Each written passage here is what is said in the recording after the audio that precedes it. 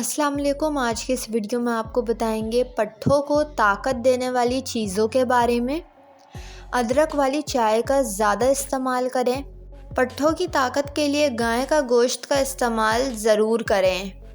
शलजम कच्चा ज़्यादा से ज़्यादा खाएं।